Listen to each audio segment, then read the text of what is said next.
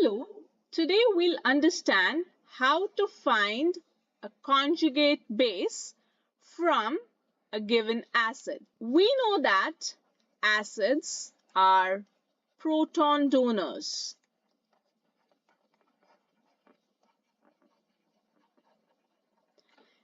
And a proton is H positive.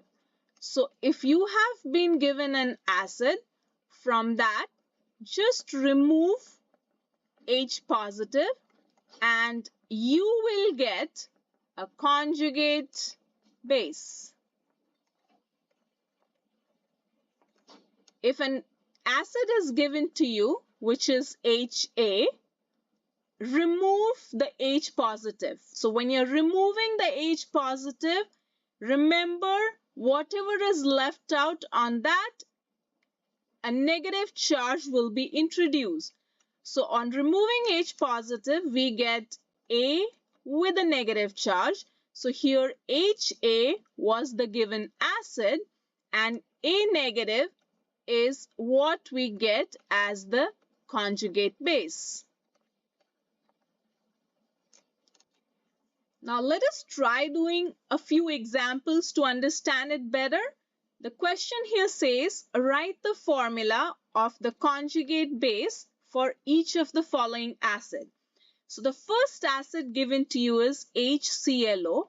From this, if we remove H positive, we are going to be left with ClO with a negative charge. So this is a conjugate base. Now, for NH3, we are again going to remove one H positive. So we are left with N with two hydrogens. One is gone. And now we'll be left with again a negative charge on this one. For the third one, if we remove this H, we'll be left with S. But just because there's already a negative charge present over here, so addition of one more negative charge will make it 2 negative.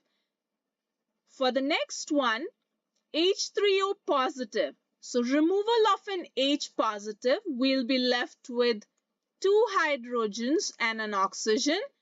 It already had a positive charge. So adding a negative charge neutralizes the positive. So this one will not have any charge. From NH4 positive, if we remove H positive, we are going to be left with nitrogen with 3 hydrogens.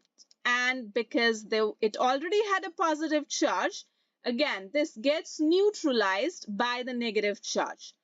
For the next one, acetic acid, when we remove a hydrogen from here, we have CH3COO and introduction of a negative charge.